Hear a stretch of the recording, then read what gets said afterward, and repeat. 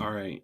I think I think I'm good to go. I think I'm cooled off a little bit now. Wow, this is gonna go up raw upload, like minimal editing. That Celtics Nets finish was incredible. Wow. All right, let's take a step back before we get to the good part.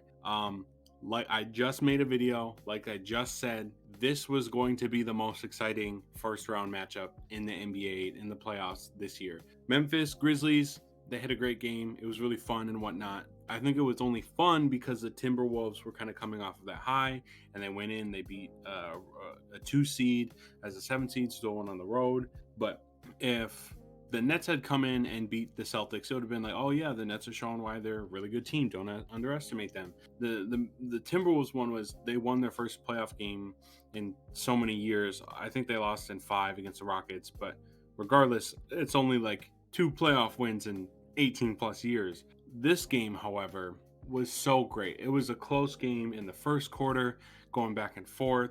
In the second quarter, the Celtics started to open it up a little bit.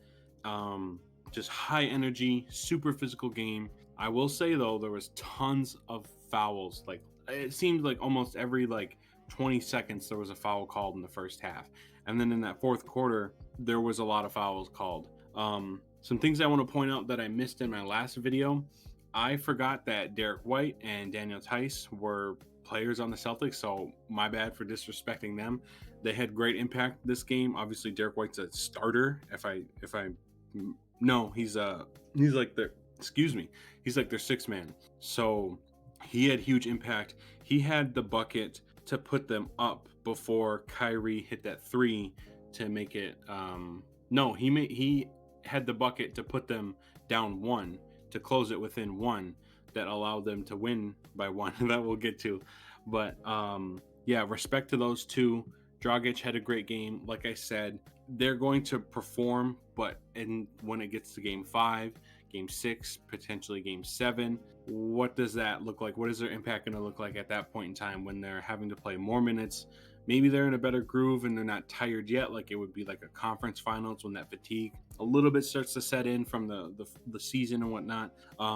What else? Bruce Brown had a great game, hit some threes. Kyrie played really awesome, and there was a lot of Kyrie antics. Boston faithful, exactly like I said, they were going to come out, they were going to support their team, and you know how Boston supports their team? By talking, oh, it's been 3 minutes, by talking shit to the opposing players. They were booing him for like nonstop. Like as soon as he touched the ball, the boo started. Like there was a point where they go on runs, they'd score 6 straight, 7 straight points, great defensive play, and they're on defense and they're cheering, excited for their team, but they're simultaneously booing Kyrie because he has the ball in offense. It's just they're booing him every chance. He's flipping someone off. He's gonna get fined $20K for it. He's got the double thumbs up or the double middle fingers behind his head, and you see the people, they're loving it, and he's really not having it. He had a great game, but unfortunately, the person who didn't have a great game per se was Kevin Durant. He went, if I remember correctly, he went 9 for 23, maybe 10 for 24. He didn't have a great game efficiency wise. He had a couple, yeah, I think it was 10 for 24. He had a couple big buckets. He hit some really nice shots, had some shooters touch, shooters roll kind of deal going on, but he turned the ball over 6 or 7 times himself, which just that's not what you want from someone who's so efficient on the offensive end. Missing a lot of shots. He had a big 3, he had a big 2 that kind of rattled around, but turning the ball over 6, 7 times as one player when you're not even that. It's not that he doesn't handle the ball per se a lot, especially between backcourt and front court. But having KD turn the ball over really does suck. He had an offensive foul late in the game, I think in the fourth, maybe like late in the third, but it's just he had a really tough outing. But I expect him to bounce back, kind of take it personal, get ready for Wednesday for their next game. But let's talk about this last like 6 or 7 minutes of the game. With like 5 minutes, with like 5 or 6 or so minutes, Boston basically did not make a shot. They didn't make a single field goal. They were up at 15 at one point in the third quarter, and then Brooklyn takes a 4 or 5 point lead with like 5.5, maybe 6 minutes left, and it's like, oh man, they're gonna open this up. They're gonna, jump out by 10 really late in the fourth, and that's gonna be the game. They're gonna come in, do their business, and then get ready for game two. But Boston did not go away. Boston decided that they were going to hunker down on defense, even if they felt like they were getting hacked on calls, which I personally, or not hacked, they were getting hacked, but it not being called. I personally thought that they had really great looks, that they were kind of just missing some easy ones, some gimme ones, even if it wasn't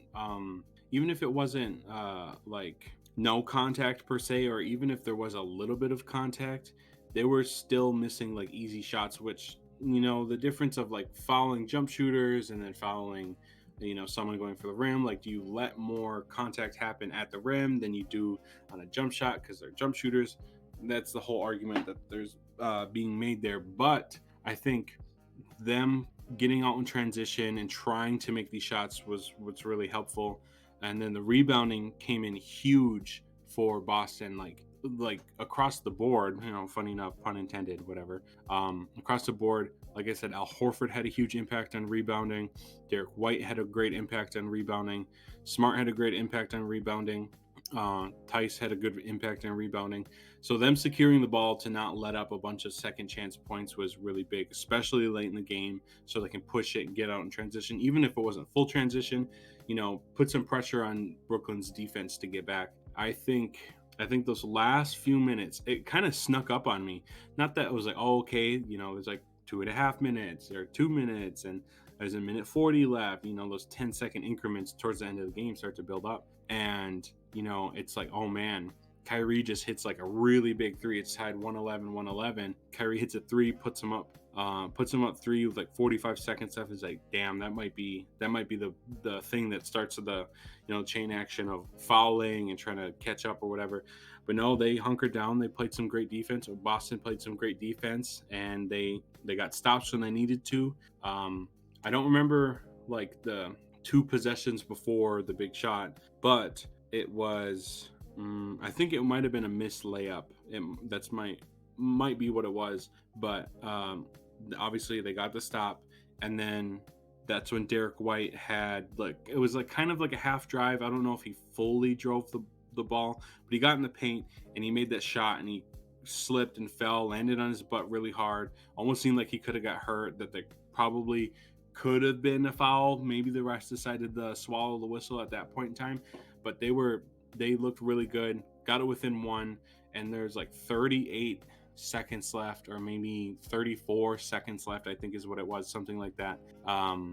And then Boston was just like, if we want a chance at winning this game, we need to play defense right here, right now. And so they did. They played great on ball defense. Smart on Kyrie. Could have been maybe some hand checking stuff, but they played real physical. And then there was a switch, and then there was a kick to KD, and then Smart was on KD, and then someone else came out. Oh, and Horford. Yeah, Horford came to double Kyrie. Kyrie kind of lost his dribble. He got it to KD. KD had to check up a shot. Horford got the rebound. Tipped got the rebound, and then Brown gets the ball. They have a timeout left. They don't use it, so they fly down the court. He's coming up the right sideline. He's coming up to the right wing, and he's doing some dribbling. He starts to penetrate, gets right around the paint, skips it to Smart on the left wing. Smart hits a huge shot fake.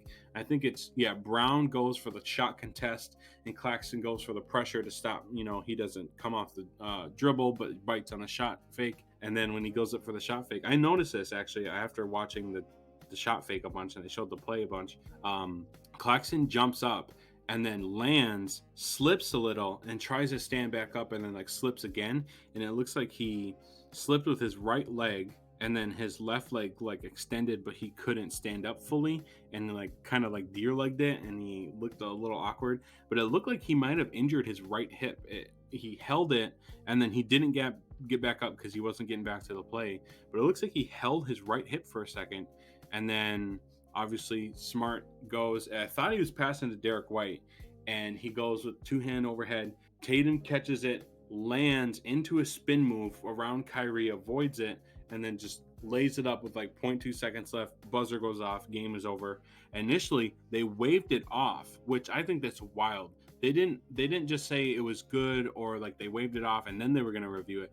No, they just waved it off. They didn't say which it was, and then they were like, no, you have to look at it. It decides the game. And so they looked at it, clearly got the ball out before the buzzer went off, before the red lights went off, and that was it. And Boston won. Wow. I don't know if I know it was tight on that one, but man, what a game. What a game one. Great game in Boston. Boston wins it 115-114. Brooklyn seemed like they were going to pull out late at the end. Boston's defense came in, and what do you know? That's all she wrote, I guess. So, game 2 on Wednesday, and it's going to be a good one. Looking forward to it. What do you know? Hey, I'm trying to make some videos. I'm just a dude with a camera, using my phone with a cheap-ass mic I got years ago, and we're trying to make the dream come true. Anyways, if you like the video, let me know. Comment down below. Leave a like if you want. Subscribe. It helps me feel good. But yeah, thanks for watching, and I will see you again next time. Deuces.